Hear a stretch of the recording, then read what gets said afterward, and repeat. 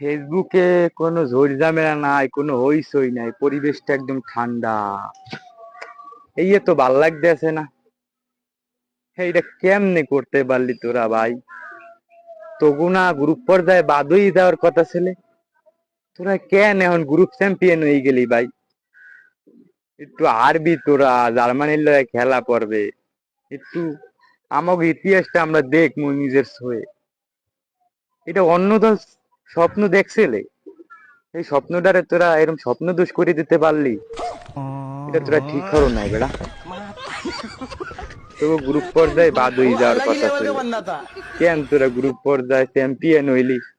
ছি ছি ছি, তোকে নিয়ে আর পারি না বেড়া, তোরা কথা হনো না।